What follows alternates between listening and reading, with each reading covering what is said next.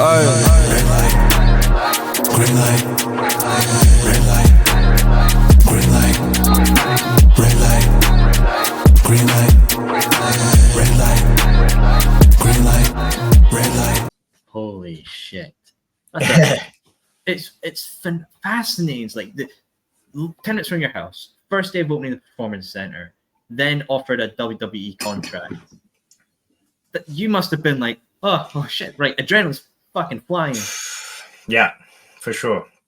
It was just so crazy because a year before that, I'd had the tryout, and then following the tryout, there hadn't really been any news about anything, and it was like, that's what I'm saying about how it was such an interesting time for me, where it was like, it was great, exciting, like you say, adrenaline going all the time, but it was also difficult because it was like that unknown of like, well, what is going to happen? You know, is it going to happen? Is there ever going to be anything? You know, and that was the question that you kind of, you know, no pun intended, but wrestled with all the time, which was like, how is this going to play out? You know, and it you know, I have nothing to complain about. It, you know, I sound like I'm saying like, oh, it's so hard to be involved with WWE stuff, but it's just when you're in the kind of mix and you're like surrounded by your peers and they're all doing these great things and everything, it's like, it's so hard not to get all consumed by it and you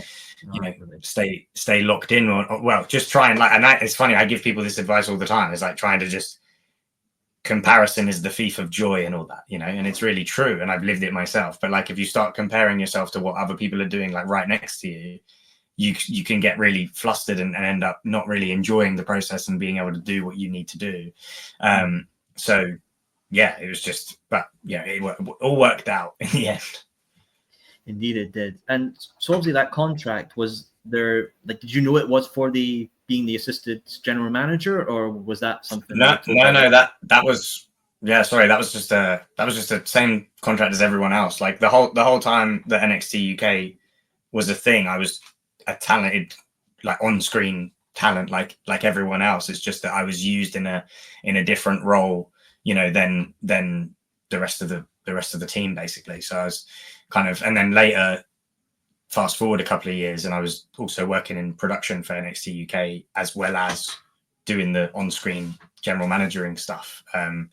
So yeah, it was like, at the time I kind of had no idea what I was in for. All I'd done was in Birmingham, they had me make an announcement. I wasn't formally affiliated with Johnny Saint. I wasn't formally an assistant to anyone. They just had me make this announcement.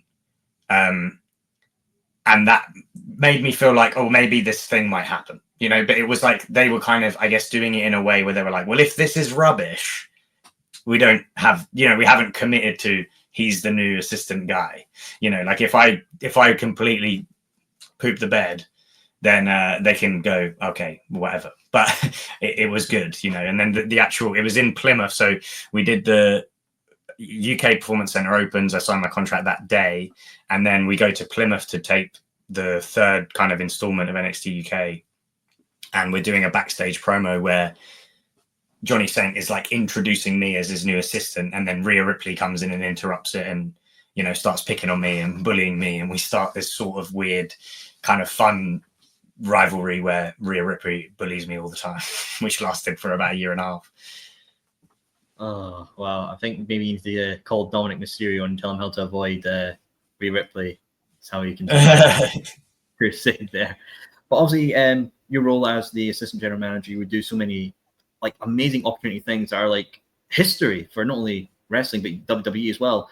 Obviously, let's talk about the beautiful belt itself, unveiling the NXT UK Tag Team Championships.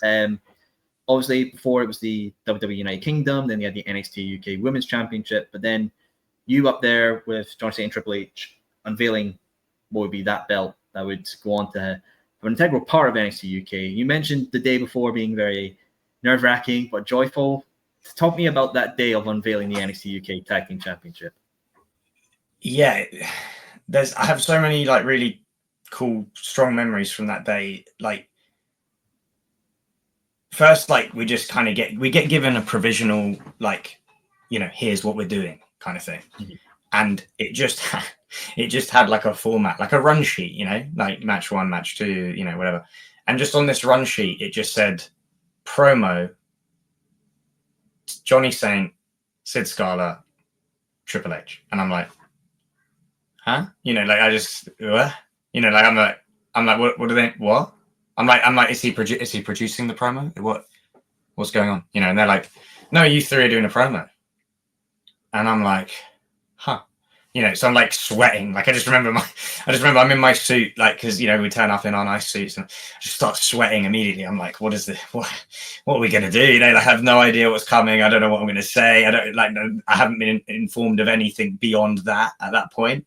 And I just kind of, for a second, just kind of become like that, you know, fan of like the early 2000s, just watching Triple H main event every show and just like, me and him, like that guy, you know, like couldn't quite believe it. And then, like, you know, settle in for the day, you get given a bit of an idea of what's going on and kind of get the rundown from, it was Jim Smallman who'd given me the rundown. And then I was like, sat with it for a bit. And then I had this idea and I thought it was a good idea. And I mentioned it to Jim, but I mentioned it almost like, haha, wouldn't this be fun? Well, yeah, wouldn't this be a fun idea? Aren't I clever? That's a funny idea. But I wasn't really thinking that I didn't think it was going to happen. I just wanted to kind of, I guess, just be like, this could be a fun thing, huh? You know, like, but no part of me thought they would go any further than that. And the idea was that the end of the promo is that I steal Triple H's catchphrase, you know, are you ready? Right. I was like, so I steal it. So I cut him off and I say, are you ready? Like that. And I said, and the crowd will be like, oh, yeah. They'll be like, oh. And then he can go, I think what he means to say is, are you ready? Like that, right? And that's the pitch, right? And I think it'd be quite fun. And Jim goes, that's a great idea. Let's go pitch it to him. And he just starts walking. And I'm like, eh? And then he looks back and he goes, come on. And I'm like hurrying behind him. And he just walks straight up to Triple H and goes, hey, Paul, Sid has an idea. He wanted to pitch for the end of this promo seg. And Paul's like, yeah, sure. What you got? And I'm like, and then I just basically so I have this idea where I steal your catchphrase. And he's like, mm-hmm. But, you know, and I'm like, oh God, you know, I'm terrified this whole, and anyway, I say the ending of it and he goes, that's cool. He goes, but I rather than me like put you down and be like, I think what he means is this. How about I say, you say, are you ready? And then I can't remember how exactly it played out, but I said the "Are you ready" thing, and then he goes, yeah, he's right. Are you ready? Like he does his thing, and then he wants me to end the promo by saying like, because we are NXT, and get the whole crowd to cheer NXT with me. So instead of it, I was pitching something to be a joke at my expense, and he was reversing it so that it was less of a joke at my expense, and it was like a little bit of a funny thing. But then it ended with me doing a thing with the whole crowd, I guess, because he's got the foresight at the time to be like, well, he's going to be our assistant general manager with Johnny Saint, so we can't have everyone thinking he's super annoying. So let's, you know, do it a different way. And then I just, you know, we ended up doing that. You know, we ended up really doing that in real life, which is just, you know, and that was less than a week after I signed my contract. You know, that was like 3 days after I signed my contract. So it just became like the most insane week of my life. And I remember just before going out of the curtain, we were the first thing that was going to happen in front of that crowd at Plymouth. And Joseph Connors, who's another great friend of mine who's helped me so much over the years, like really helped me before getting the chance to have a tryout with like preparing me. And, you know, he'd had tryouts before and he was recently signed to WWE himself. And he just came up to me and he just patted me on the shoulder and he just said, just behind me, right, I was the only one who could hear it. And he goes, you're exactly where you're meant to be. And he just walked off. And I was just like, oh, because I was so nervous beforehand. But then he said that to me and I knew that we were about to go out. And I was just kind of like, oof. You know, that was like really what I needed to hear in that moment. And I'll never forget Joe saying that. And I'll always be grateful for him for that. Jesus Christ, Sid, what a fucking week. Good Lord, man. Jesus Christ. Oh, I'm going to lie back for that. Wow, that is mental. Absolutely mental. But I think it shows that when you put your faith in somebody, like how Matt Bloom did and Triple H did for you doing that opportunities, it's rewarded. And you did a fine-up job. You know, it's an integral part, of course, of NXT UK history. And of course, NXT UK would evolve and continue until, well, it took over, leading to NXT UK Takeover Blackpool. A hell of a show. And the Takeover shows as well, especially from NXT UK, were so spectacular. And I know obviously you and Johnny Saint would make the announcement in the ring as well. Again, was that another like call sheet, not knowing what you were announcing, of how important it would be, and then getting in the ring and thinking, I'm going to announce something that UK fan wrestling are going to fucking love?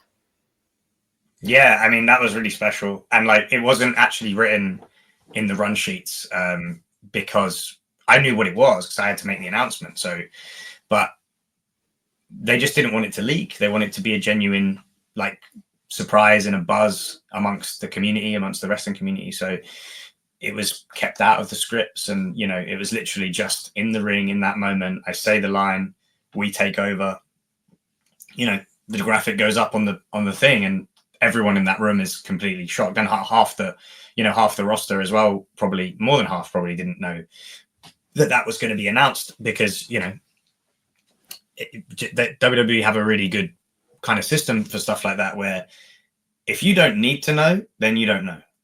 And that can be very frustrating at times if you're a talent, because sometimes you just want to know what you're doing, which is, you know, a completely reasonable way to feel. But especially when you're getting into that main roster and, you know, all that stuff, it's sometimes it makes sense. You know, if you don't need to know, you almost don't want to know, because you don't want the responsibility of having information that, you know, could be of interest and ruin, and potentially ruin something and take away from a cool moment. But yeah, no, that show as well was brilliant, like top to bottom. All of the takeover shows were great, especially Cardiff, you know, personally for me, but the atmosphere that night. And that was another time where it was like a real milestone, I think, for wrestling in the UK, because New Japan ran a show on the same day in London. And I think they had like 6,000 or 7,000 people, and there was like 5,000 people for NXT UK. And it was like, you know, collectively within the UK, there was such a giant amount of people attending shows that were like, I know New Japan is, I'm not taking away from New Japan, but they're not like a mainstream wrestling company. You know, they're not a WWE or whatever. They're not on television in the UK like the way that WWE is and things like that. So yeah, it was, all of those takeover shows were just, you know, like you had to kind of pinch yourself at times to be like, wow, look what we're doing, you know. It really makes me want to build a time machine, go back to my younger self in university, kick him on the side of the head and say, hey, there's other cool shit. Fuck studying. Go down there and you're going to have a good time, because those shows feel like an absolute spectacle. And of course, obviously in the Blackpool show, obviously you and Johnny Saint would come out for a particular match. Obviously JD Madonna, we're introducing Finn Balor into the equation. I'd love to talk about that moment. Obviously, you know, you having history with JD Madonna and then introducing Finn Balor to NXT UK. The moment, my friend. I want to know about that. Well, it was another one of those times where, you know, not everyone was privy to that. It was just, you know, that's like as little people as possible kind of knew. But yeah, like they would, like, for example, when earlier in the day we do a technical run through. So it's where the team that do the music, the visuals, you know, everything you see on the screens, things like, you know, graphics, lower thirds, like all of this kind of stuff that you would do for a live broadcast. They just test everything. And when they tested that moment, it was Doink the Clown's music, because they didn't even trust. Yeah, they didn't even trust that the venue staff and everyone would, you know, because if we just blasted out that epic Finn Balor music, you know, there might be a few people writing a few messages on some social media pages and stuff, you know. So it was like, it was and all that, and then, you know, it was just, you know, absolutely hilarious. But again, you understand why they do these things. But yeah, the moment was great. I mean, I just, again, always more nerve-wracking when it's a live show, knowing that we had to hit those lines. We had one chance, we had one moment, we've got to hit those lines. We've got to tee up this this moment, this kind of question mark in the air, which I can't remember exactly what we said, but it was something like, we thought you might do something like this, and then, you know, so we had a backup plan or something along those lines, and just being able to let that moment hang in the air of anticipation, and then getting ourselves out of the way for them to do the full blackout, and then bam. And, you know, up to that point, that was one of the most loudest, like craziest reactions that I'd ever heard, like that I'd firsthand been a part of. So it was just like, you know, it was like crazy. And like, there's a certain feeling when you can walk back through the curtain past Gorilla and know that it went well, like the moment really went well, and it hit exactly how everyone wanted it to. Mm-hmm. And you don't get a lot. You get like a, you know, but that weirdly becomes like the thing, the best feeling in the world. You know, like you don't always hear that much. If you're doing something really well in WWE, it's such a fast moving company, then people are just like, you know, crack on kind of thing. Because you're doing it well, just keep going. You know, you might hear a bit more if it doesn't go well. But if it goes well and you get that little nod or that little something like that, it's like the best feeling, and everything's like running like a well-oiled machine. And yeah, that was special, really special. Yeah, of course, man, absolutely. And it's just the absolute joy of it as well. Now, obviously, Sid, we talked about, like, you know, history-making moments, you know, assistant general manager, unveiling a WWE championship, and you would have a history with a WWE match type, obviously British rounds match. You would have the first one in NXT UK. Hey, you're a history maker. I mean, another history moment for you. Thoughts about having that match type in particular on like that global stage of an international audience, maybe even the first introduction for that match type? Yeah, I believe so. I think, you know, there's been rounds. I think maybe there's like almost like a boxing inspired style stuff that WWE have played around with over the years. But as far as like with the British, you know, 2 out of 3 falls and those kind of things, it's never happened before. And then it would, you know, go on to become the Heritage Cup, and that would carry on and then go over to America for a period of time.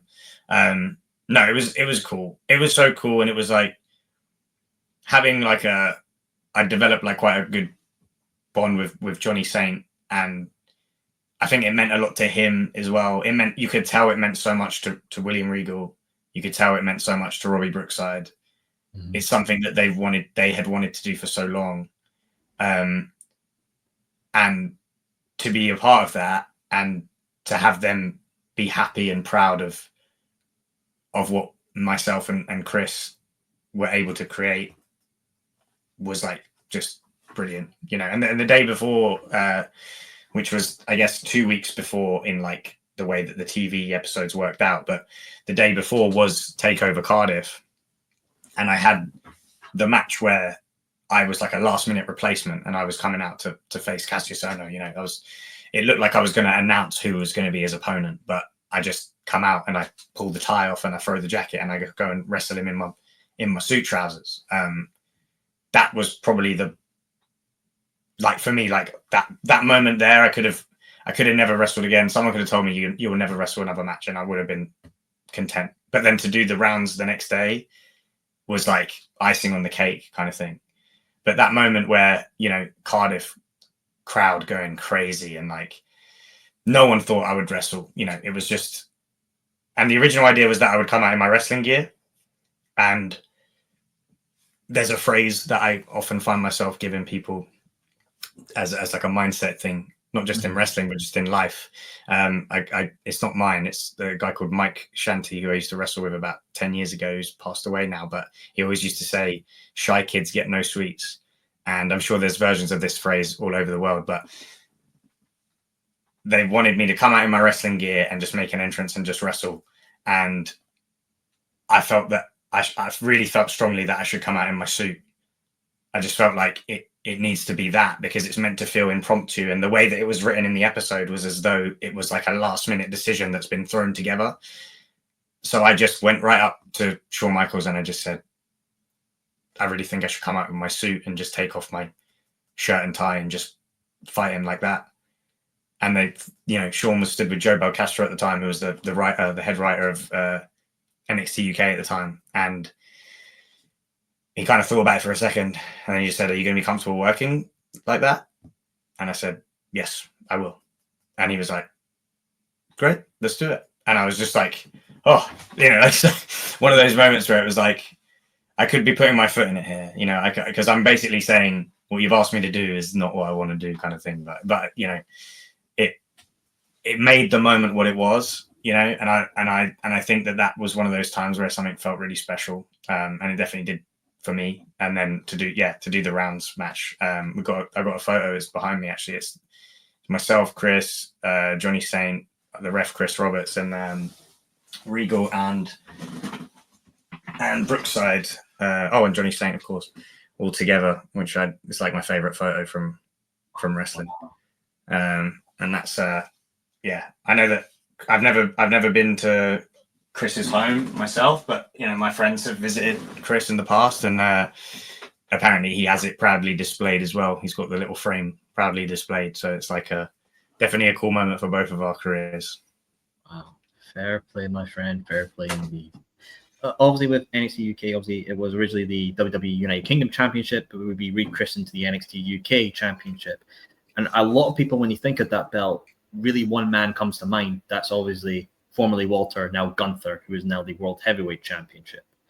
I would love to know your thoughts, Sid, on Gunther, and what do you think him as champion, and what a lot of people think of when you think of the NXT UK Championship. What do you think Gunther really brought to NXT UK as the champion? I love Walter's work. I think the thing that's so cool about him is that it all feels just so believable and so credible. I love the style. People like him, Timothy Thatcher, Tyler Bate, the way Pete Dunne wrestles, there's like a certain, I hesitate to use the word violence, but it is, there's a certain violence, there's a certain brutality and seriousness about the style in which they fight, in which they compete. And Walter's incredible. And I think he kind of just offered this kind of credibility and believability and, this obstacle for everyone, where it felt like anyone who challenged him, it was like, how are you going to beat this guy? And I think he's evolved now. It's like he's less for now. The Gunther of today is like, it's less this like unbeatable juggernaut, and it's more just like this elite wrestler, like this wrestler's wrestler. Like he's like the best at what he does, kind of thing. And I love that evolution for him, because it's like he's just managed to take what he loves about wrestling and package it in an entertaining way, and it's brilliant. It's just great. Yeah, absolutely indeed. Now, of course, obviously entering into 2020, the world would shut down and everything would come to a halt. But before that, I know obviously NXT UK announced Takeover Dublin, which was a show that was meant to happen, but obviously, as you mentioned, things happened within the world that caused that to stop. If you could, Sid, do you know what the plans were for the Dublin Takeover? Do you know what maybe some of the matches were? Do you know anything that was going to happen? Yeah, I do. I guess I'll just say it. Why not? I believe the main event. Yeah, I'll say what the main event was going to be, and I think the reason I'll say it, I'll explain afterwards. But we're going to have Jordan Devlin, JD McDonough against Walter for the United Kingdom title, and why that was so. Why I'll say that is because they had a match in Dublin already for OTT, and it was just unbelievable. Like, it's genuinely such an incredible match, and that's why I'm happy. And there's other things that were meant to happen that I won't say, because it's just, I don't want to be one of those expose type things. But I will say about JD and Walter, because it's the match they had for OTT, which was for the OTT Championship, where JD Jordan was able to finally defeat Walter, is a must-watch match for any wrestling fan, and the investment from those fans in Jordan, in that room, that's why that match was just like a no-brainer. Like, that has to be the match for Takeover Dublin, you know. Like, it was just, you know, much like when Tyler and Walter tore the house down in Wembley Arena, it felt like a no-brainer that, oh, we're going to Cardiff. Like, well, they've done an arena once before and smashed it. Like, you know, it's like a proof of concept, you know what I mean? So yeah, that's I'll give you that. Very kind of you. That would have been very fascinating. And I love that they had the story of OTT involved with it as well, of rewarding fans who know that both the men's career, that extra little dash of storytelling added on. It's the rewarding element of it. Obviously, during the pandemic, things would shut down for a lot of places, but some wrestling was still available, stuff in the States, and obviously NXT UK making its home at BT Studios. So just BT Studios, obviously some people say it's two different eras for NXT UK when it was on the road and then making its home at BT Studios. How was it like filming NXT UK at BT Studios? You know, like, there was difficulties and challenges that came with just the pandemic from a producing television standpoint, and that was just to do with things like numbers, how many of the actual part, like how many of the team could physically be in the building, social distancing, all of those things. Those were hugely challenging. BT Studios as a venue and as a company were brilliant to work with. You know, the place looked incredible. I definitely agree with the whole two different eras. Like, I definitely agree. I think that you almost can't necessarily compare the two, because it's like, they were so different. But one thing I want to say that was when I started working in the production side, was when we went into BT Studios. And I was on hand for over 100 episodes, I think. In the end, or maybe just shy of 100 episodes that I was on the headsets for, working in Gorilla. But like, the fact that they could pull off, there's so much about that people don't know. But obviously Shawn Michaels and Matt Bloom being the two kind of head producers of NXT UK from a, you know, match and creative standpoint, they are not in the UK during this time. They are effectively speaking like you and I are right now, via a webcam, and then linked up with their headsets, you know, to the rest of us who are sat at the table in BT Studios in Gorilla with the monitors. The fact that we were able to produce the show to the level that we were with that setup, and even Andy Shepherd, incredible commentator, you know, former ring announcer for NXT UK, moved into the commentary booth with Nigel McGuinness. Nigel's not in the country. Nigel's in America and Andy's in London, and they're commentating together right there. They're not doing it after the fact. They're doing it live. And that is like incredibly difficult to do without it feeling inauthentic, without it being like interrupting each other, talking over each other.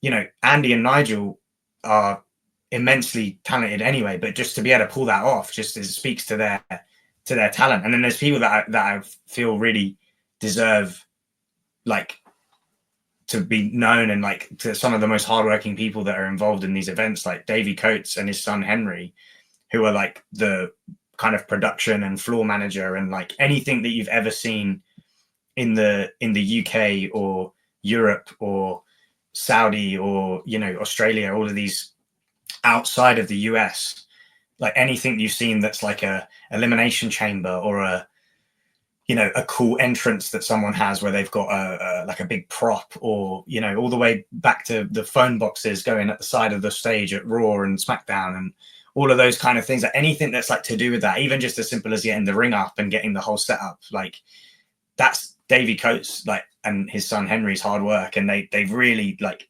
worked tirelessly to make the BT Studios a WWE arena, but also any of the kind of extra stuff, that the things that you never really think about when you watch a wrestling show. You don't think about, I'm trying to think of a good example. When I was watching back in the day, you know, there'd be like a big inflatable thing for someone's entrance, like MVP used to have something or whatever. You don't think about how that gets put there and then taken away.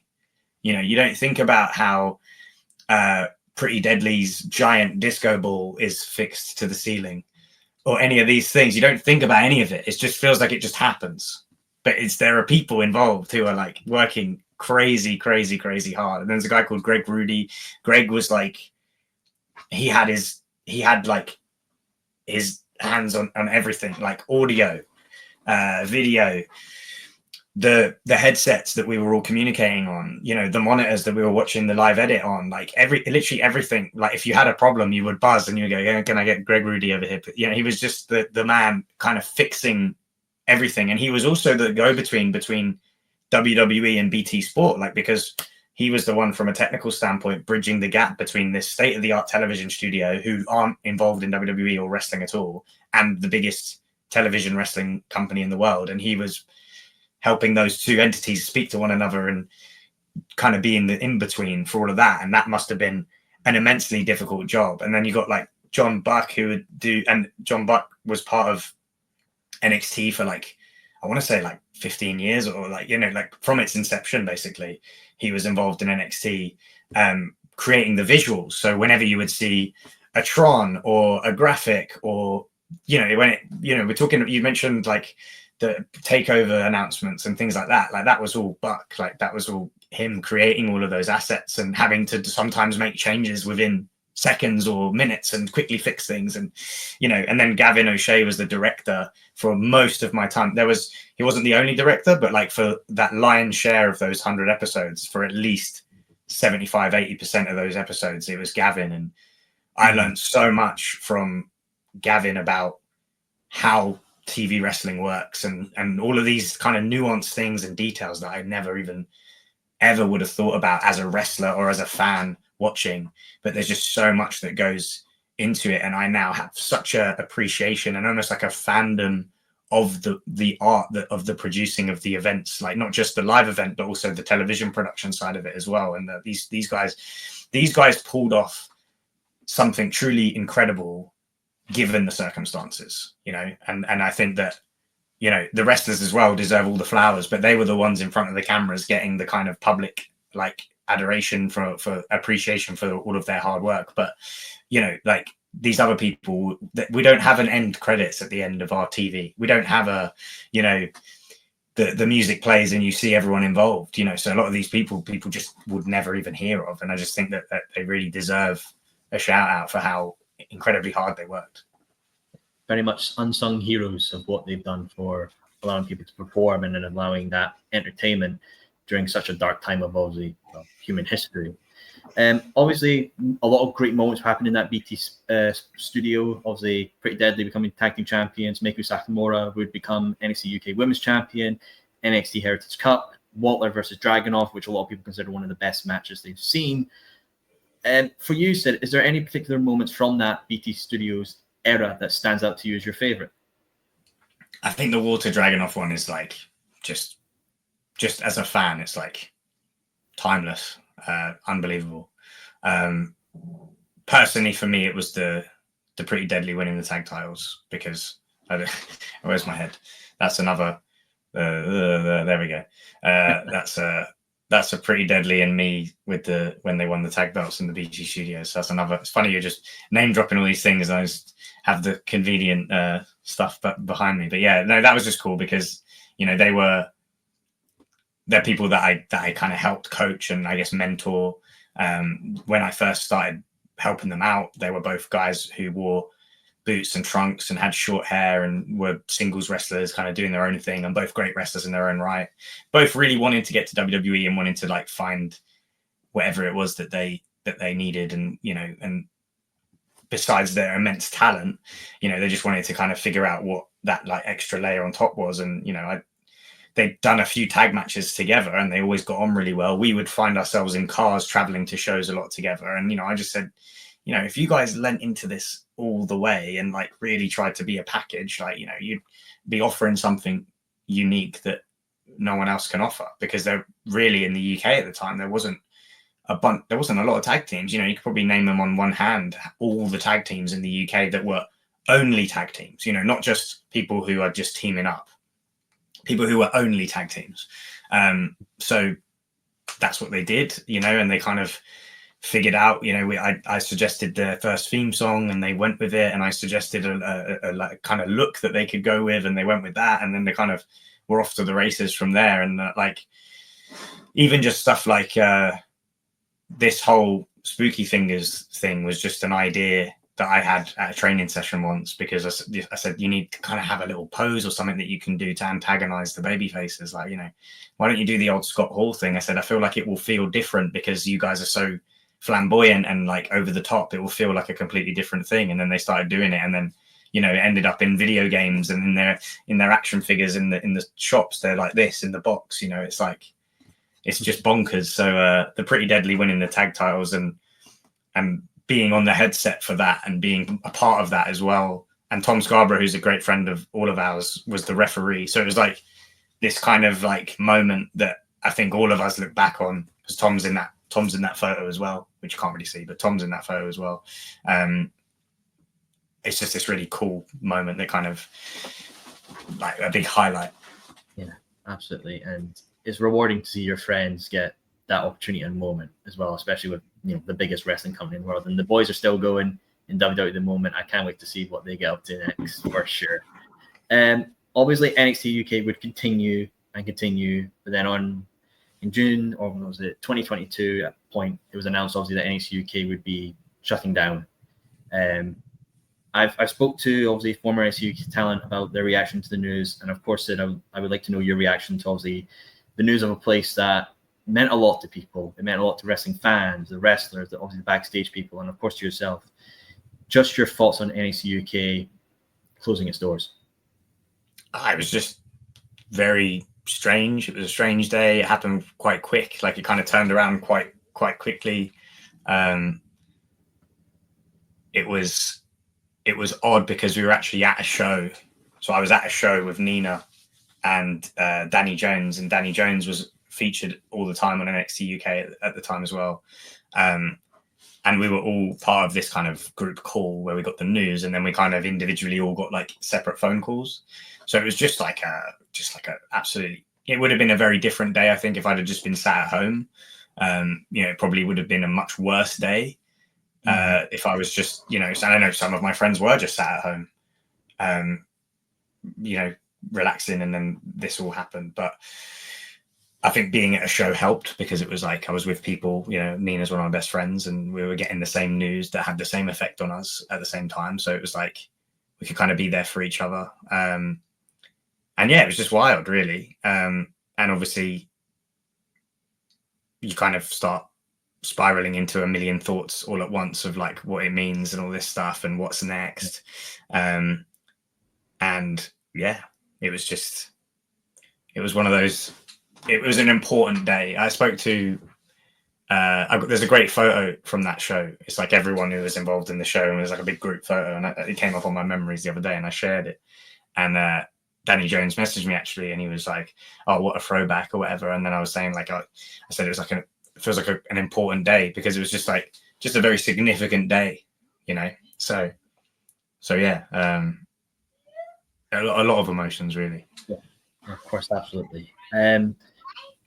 A really special brand, especially with part of WWE. But I'd like to ask a hypothetical. Let's say NXT UK did continue into 2023.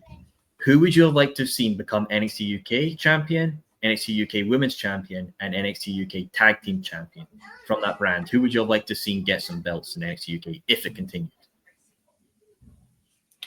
So women, straight away, Lyra Valkyria. And I think that was always going to be something that we would have seen in the future. Yeah, Lyra for sure. I can hear my little man next door getting ready for bedtime. It's a tough one,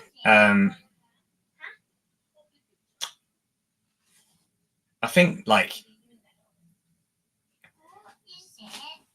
it was kind of like Ilya had only really just got the championship, it felt, just before, and then he broke his foot, I think, or his ankle. And then we kind of did that tournament, which ended up being the last thing that NXT UK did from on our episodes. So it was a weird one with the main title. it was very fitting and cool that it was Tyler who closed out the NXT UK chapter with the title, you know, so it's hard for me to say off the top of my head on that. But yeah, tag team wise, I think it was like the tag team stuff with NXT UK, like we had troubles because, you know, we had injuries and stuff, which is always going to be part of wrestling. But we just had those kind of, people would get a little bit of momentum going and then like that someone might get hurt and things. So it was like, it's hard at times to know, to be able to predict that far in advance. I feel like Pretty Deadly would have been a 2-time champs, I think, in 2023 if it had continued, for sure, because they just ended up going to Orlando and winning the NXT tag titles, you know. So it's like, and then they ended up unifying the 2 titles, I think, in a match. You know, they kind of unified the UK and the American titles. So yeah, it's hard to fantasy book, really, and I think I'm too close to it.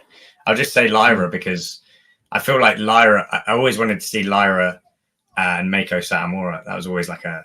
Oh. And they did have a match, I believe. They did have a match, but it was like wanted to see them have that big, you know, that big kind of takeover kind of match. That was always a match that I think a lot of us wanted to see. So yeah, definitely Lyra. Lyra would have been the face of NXT UK, I think, and it would have all happened for very soon, I think. Good shouts. I would have loved to have seen like Trent Seven, Nina Samuels, and like a heel. Oh yeah, I think that would be Subculture. Cool. Yeah. I almost like, because Subculture obviously they had the tag title, so it's like they didn't cross my mind because they had the big Cardiff moment, you know. So in my head, I'm like, yeah, they had that, you know, because like that's another one where that Cardiff moment. I mean, there was many a tear shed backstage when they won that triple threat tag in Cardiff. It was crazy. Like, it was just such a great match. And then it was such a great moment to do it in Wales as well. First ever Welsh WWE champions. But yeah, no, Nina for sure. Nina for sure. Like Nina's like objectively the best in Europe. Like, you can't even like debate it because of like how much evidence there is. Like, she has more belts than she can carry, you know, and like it's you know, for good reason. But I think that in WWE and in NXT UK, I think that she could have and deserved to have way more of an opportunity to highlight how good she really is. And I just think that there was a slightly missed opportunity there because she's such a great character, but she's also just like phenomenal. So yeah, definitely Nina. 100%. I remember I spoke to the co-owners of Riot Cabaret and what she did for them as inaugural women's champion. First time I ever saw her wrestle was at a Riot Cabaret show, and I mean, it was like, wow, I'm best wrestler probably in the UK with how much she does and how much companies she goes to. And she's like a dream interview for the Soul Sessions one day, but like she's just amazing with what she does. Obviously, said after NXT UK was shut down, there was obviously Clash of the Castle happening in Cardiff, a great show as well. I think it's a bit of a shame that NXT UK closed so close to it. It would have been a nice way to have such a surprise and an element of pride for UK wrestling. Do you feel like, with obviously that last taping of NXT UK transitioning into Clash of the Castle, do you think Clash of the Castle was kind of a swan song, a way for everyone to celebrate with like just what NXT UK did? I you know what? There's so much. I was there. WWE were always great. As far as like I have no complaints about like the organization as far as like how they handled me as a person. I always felt looked after. I always felt that they spoke to me in a way that was like I appreciated, and like they gave us, as they said, as many of you guys who want to go to that Cardiff show, you just let us know, we'll make it happen. You know what I mean? And like loads of us went, loads of us were there, which was really nice. I think for us personally, it was like a bit of a kind of closure thing. But then also like it was really evident to me personally that like I was walking around and I was like, main roster, WWE and NXT UK are like very different islands, you know, because I mean the scale of Clash of the Castle was like, whoa. And the amount of people in Cardiff and the amount of, you know, the grandeur of the whole thing. And I was just like, oh, wow. You know, so it was like, yeah, it was like, And I agree with you, by the way. I agree with you wholeheartedly. I really think that Mark Andrews and, you know, Wild Boar and people like that should have been on that show. But yeah, it was just such a, it was so, like you say, so close. It was just like it was like a whirlwind period of time, like that kind of August, September. It was like, yeah, it was like really, because there were some people who just didn't want to go. They didn't want to go. They didn't want to be in Cardiff. They didn't want to be anywhere near it. You know what I mean? They're just like, you know, because some people were really hurt as well. So yeah, again, and like another one where it's like there's like lots of mixed emotions, because I had a great time in Cardiff. I thought the show was incredible, and I think Gunther and Sheamus was one of the best matches I've ever seen live. You know, I just loved it as just as a person who loves watching wrestling. But yeah, it's just such an odd period of time to like reflect on, because you just start thinking about all the various layers to it, if that makes sense, like what it represents, and to so many different people, there's so many different, I guess, like feelings around it, if you know what I mean. Of course, absolutely, mate. 100% understand there. Obviously, NXT UK still lives on. Obviously, when Gunther comes out, his accolade as NXT UK champion will always be mentioned. It's still in the video games with the belts and the arenas.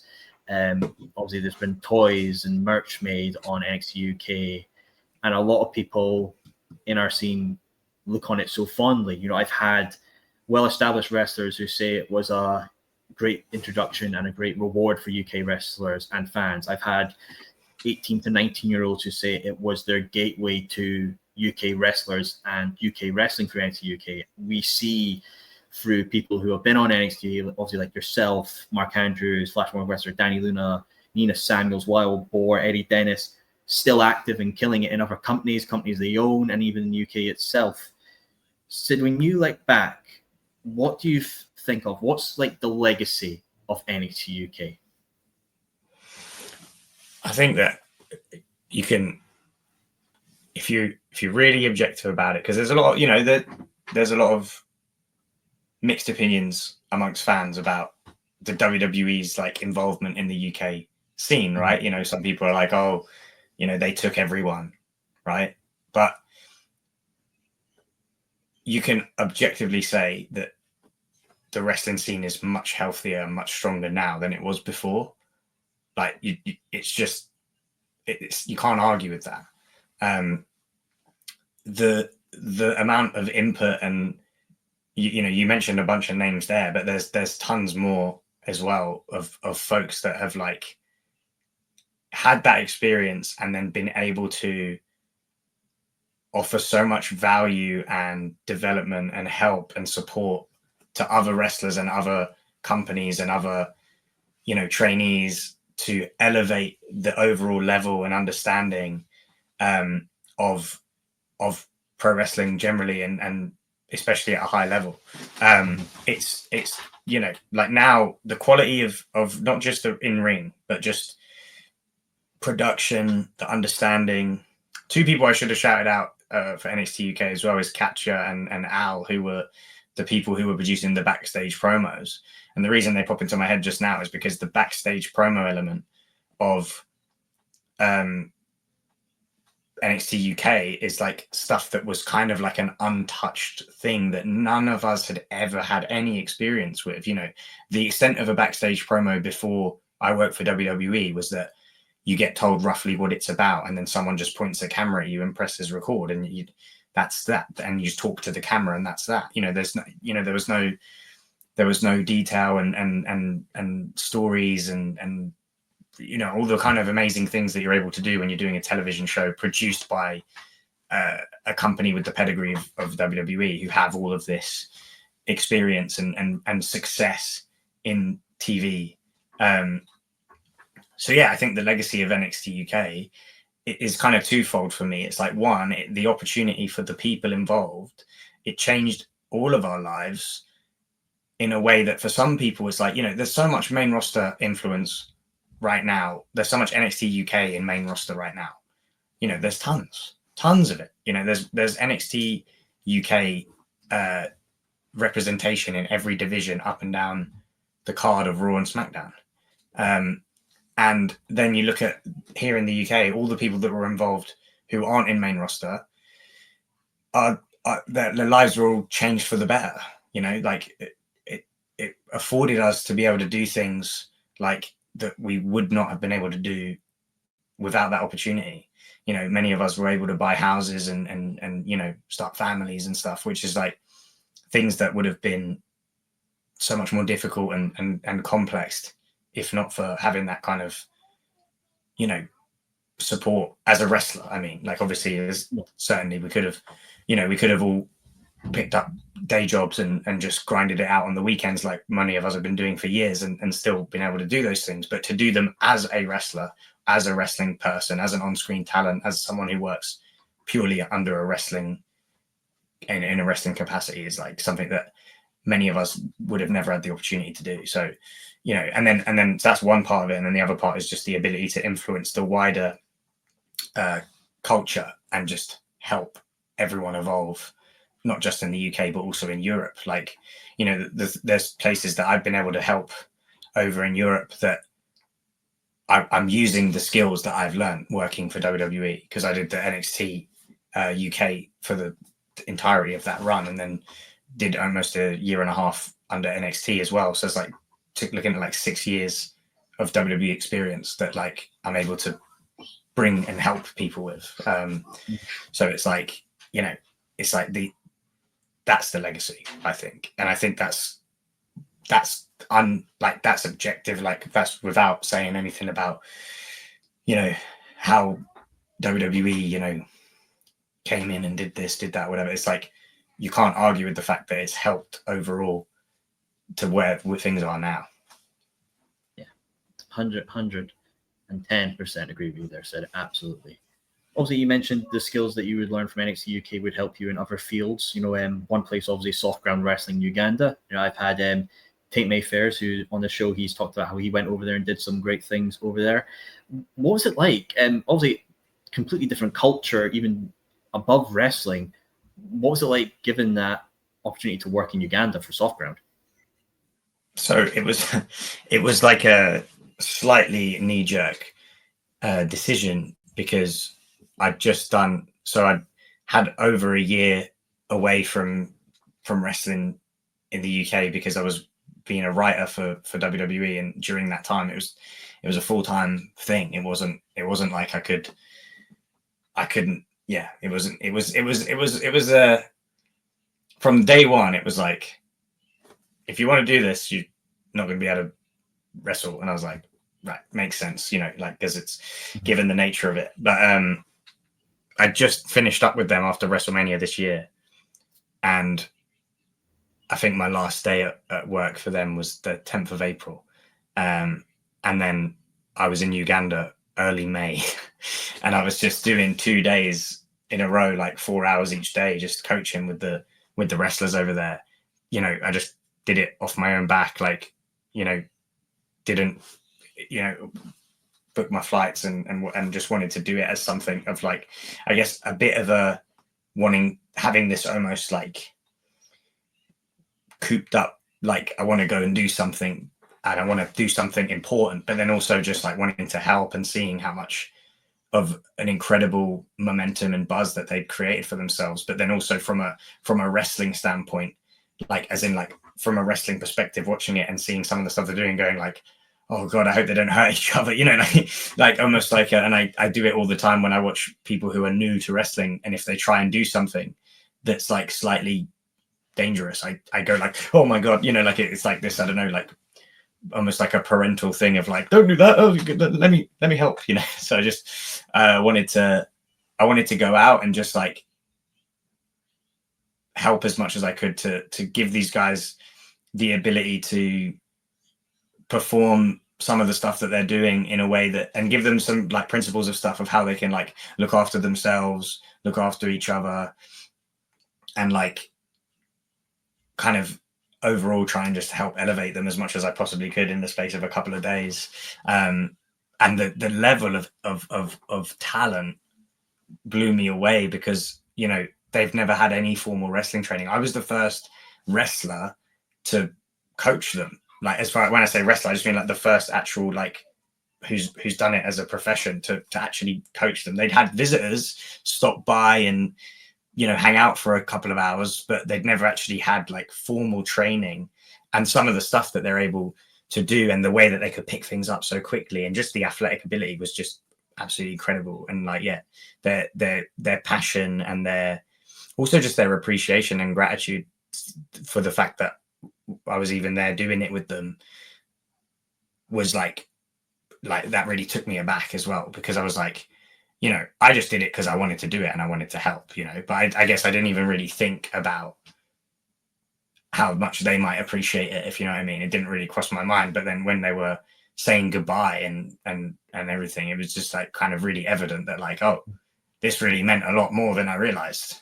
And yeah, I mean, it's cool. I still see them doing loads of cool stuff and people visiting them all the time. And honestly, if I could, I would go back all the time if I could, because it was just, they were so hospitable and like kind, but also they're just really genuinely really talented, you know, like there is genuinely a ton of talent out there and I would love to be able to help them more. It's just the barrier is like, it's so far away and it's really hard and expensive to pay for these flights for, you know, across the world basically. But yeah, they're really amazing. And the whole team out there is, you know, they do it full time. It's their life. And it's like, you know, it's really beautiful. That's right. It does look a passion for what the guys are doing over there. And I'm excited to see what they build up in Uganda. It's going to be a remarkable thing to see. Now, of course, Sid, something as well we have to obviously talk about is, I've mentioned it before, Tate Mayfairs.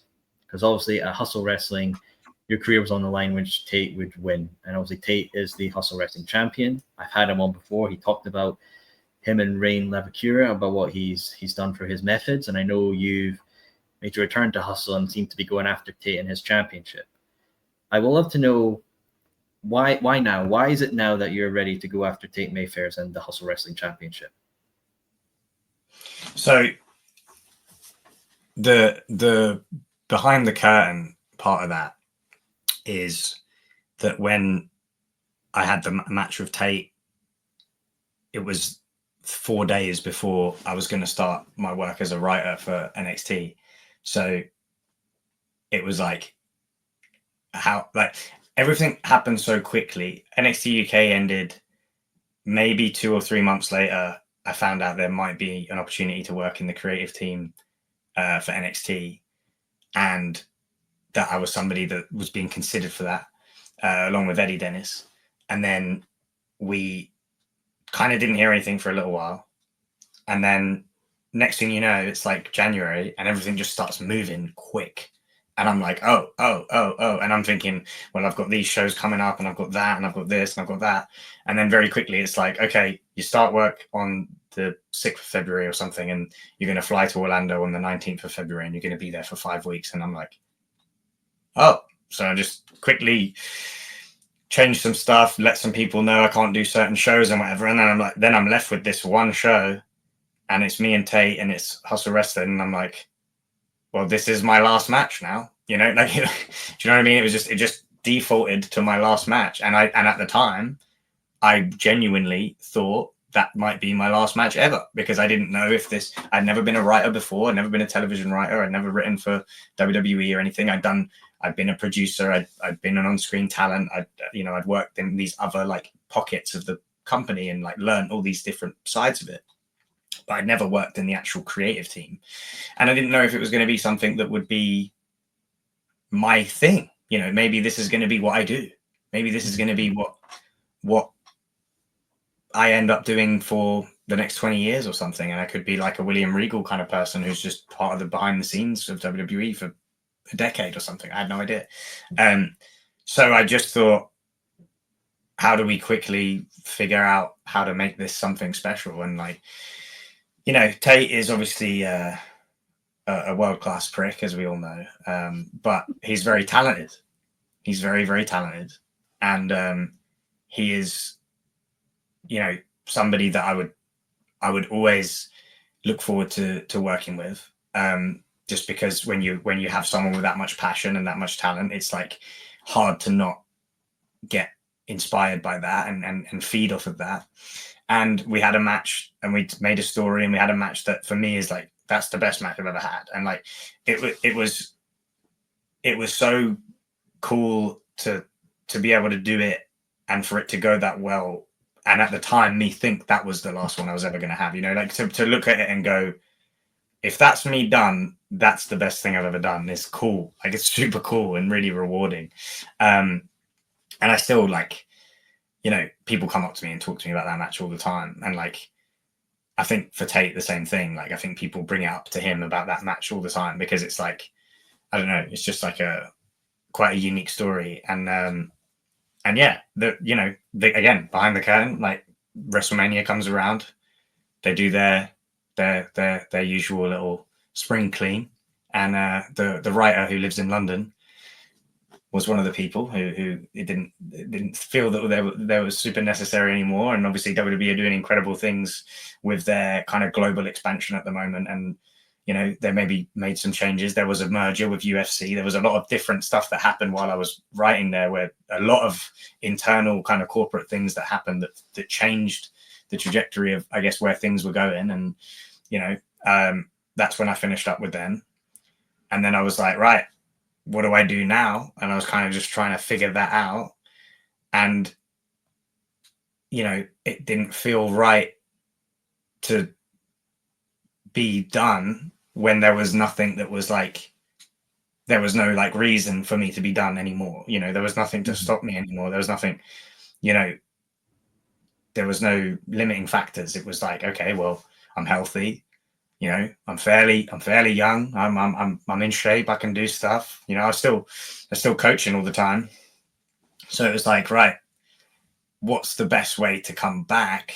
And it just felt like calling him out was the right thing. And he had actually lost a match at Hustle. He put all his cards on the table trying to get a title match. And Rain, who was at the time our general manager at Hustle, because she was out injured, so she kind of took on the sheriff role.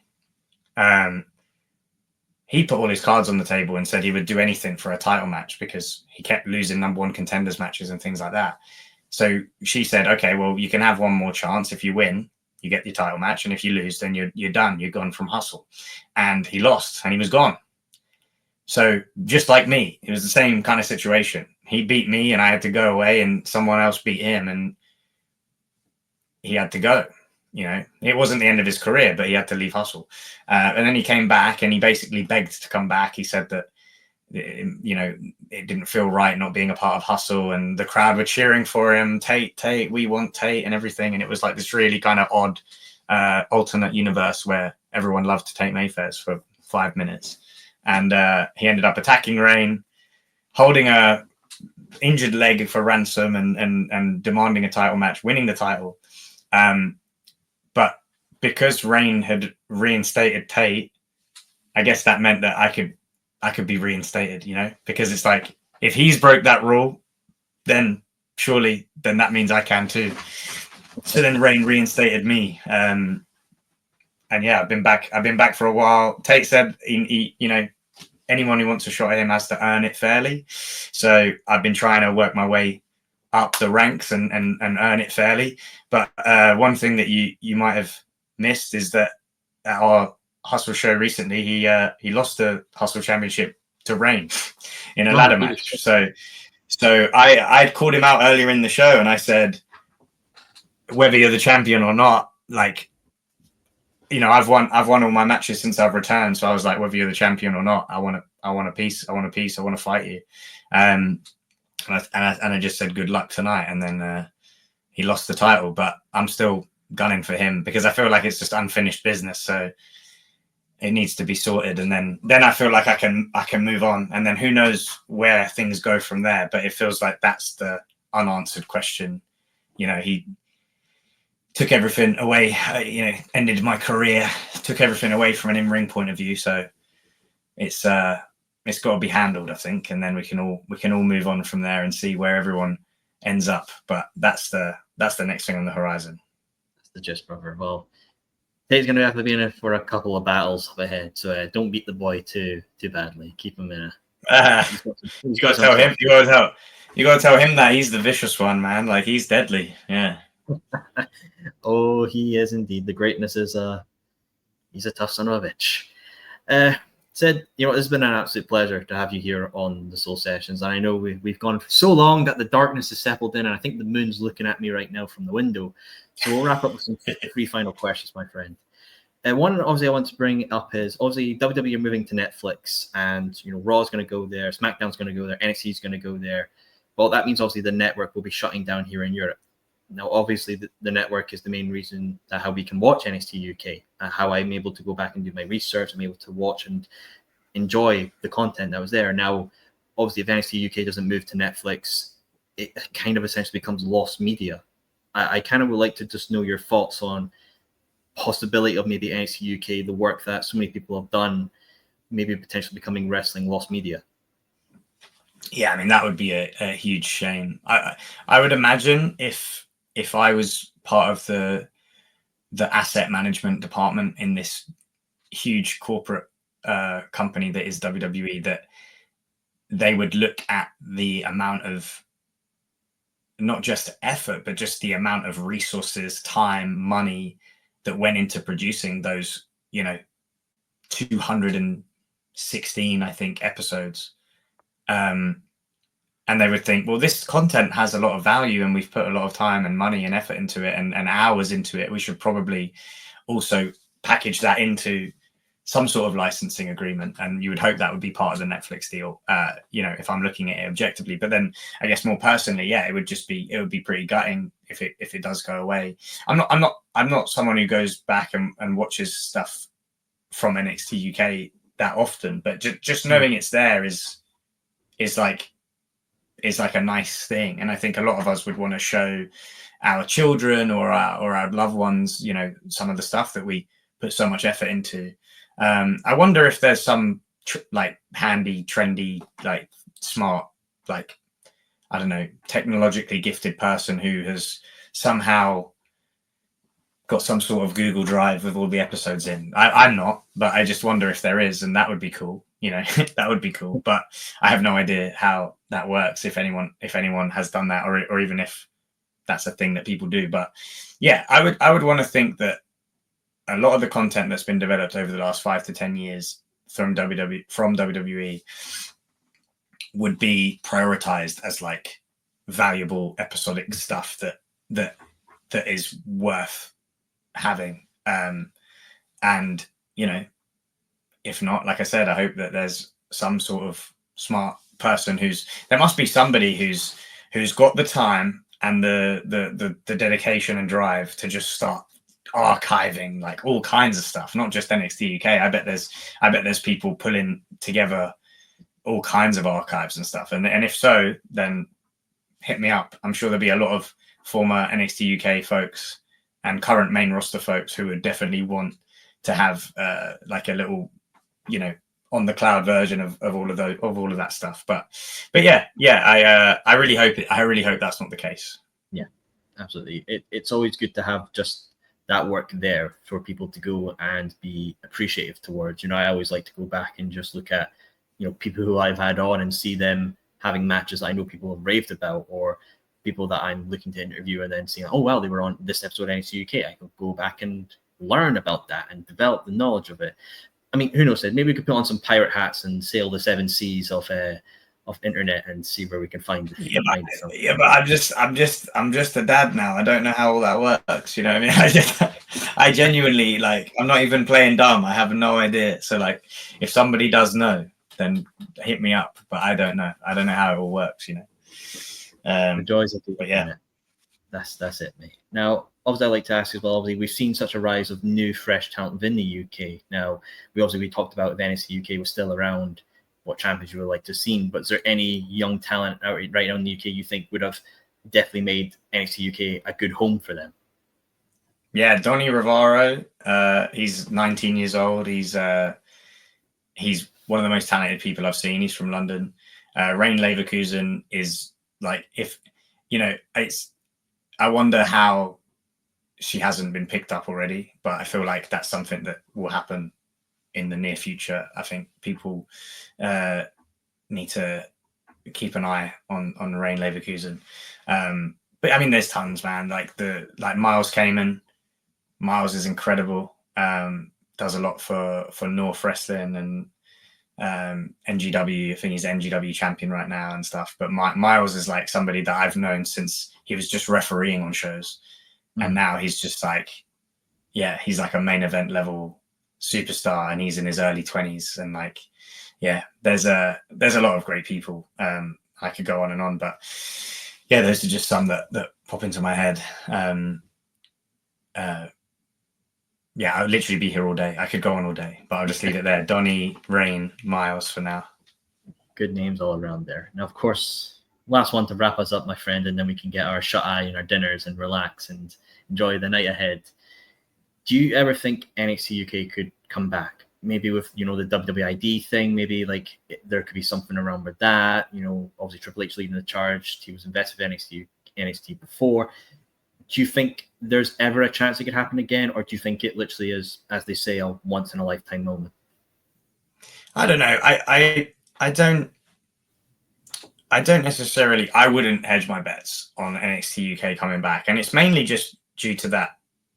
I think WWE and a lot of things in life generally, you don't go back and redo stuff unless it's like out of a nostalgia thing. If it had been 30 years, then maybe, like NXT had Halloween Havoc as a PLE, that works because it's nostalgic, it's fun.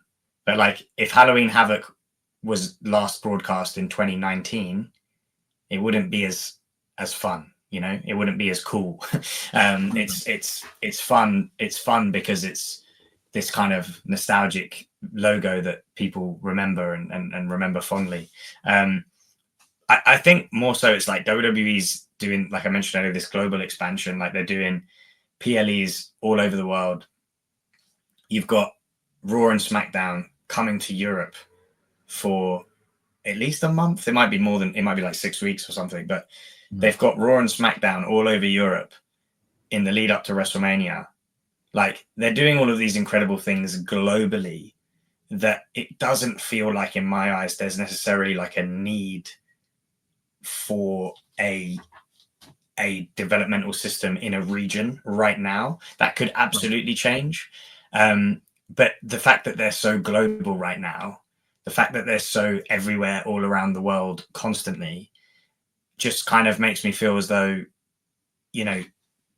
like the calendar of events for WWE in the last year and a half, 2 years is so much more spread out across the globe than it was 3, 4, 5 years ago.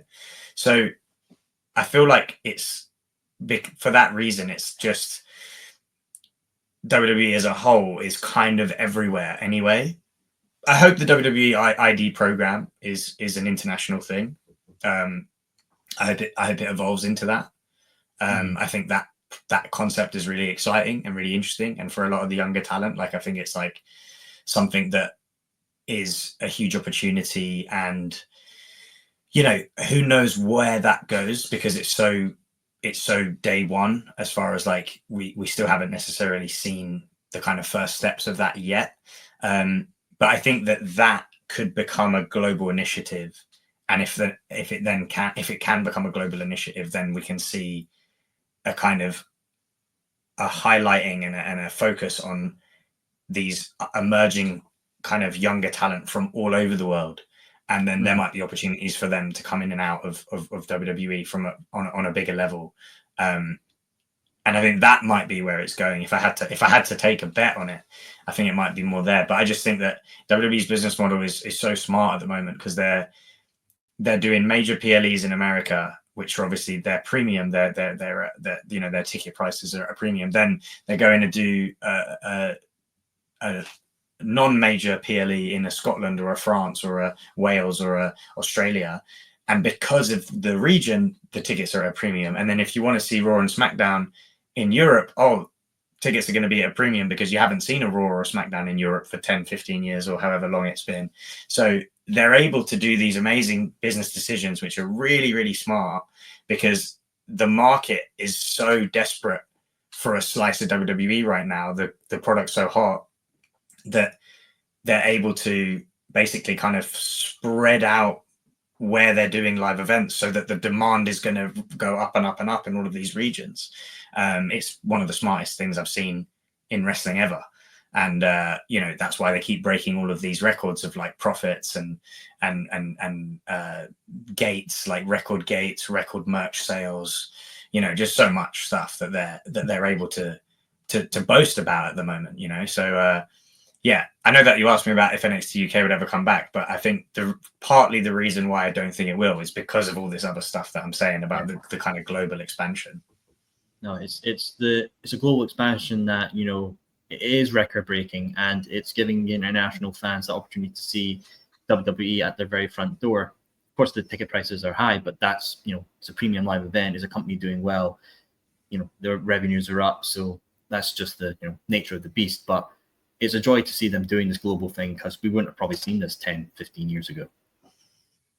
Yeah. That's just the fun of it. Well, Sid, thanks very much for coming here on the Soul Sessions for a good long chat. But it's been an absolute pleasure to have you on, my friend. I thank you for the opportunity. No, thanks, man. It's I haven't spoke about NXT UK in a good while, so it's kind of nice to reminisce about it, if you know what I mean. I thought I thought we might be going into a bit more recent bits and bobs as far as like, because I guess many people don't really necessarily know so much about me writing for NXT for however long I did that for. But yeah, it was certainly very, very fun to go into all that, and a pleasure to speak with you as well. I've seen your clips all over the place, and I think you're someone who puts out good content and is like a positive influence on the community as a whole, and I think that's really nice. And you just seem really supportive of everyone, and you're always sharing everyone's stuff, so you seem like one of the good ones. So really appreciate you wanting to have me on and taking the time with me. So yeah, thank you very much, man. True pleasure for myself. From one suit to another, a pleasure, my friend. That's very kind words. Well, of course, folks, if you love what you've heard of Sid and want to see his journey throughout the wrestling scene, what he does next, I'll put his Instagram link down in the description of this video below. You can click it, follow him, and see what he gets up to. Well, Sid, I think we're going to have a long rest after this, but folks, finish up your pints, put your chairs away, and thank you as always for watching another episode of the Soul Sessions. Now I'm out the humans too. Gonna live like animals do. No more laws and no more rules.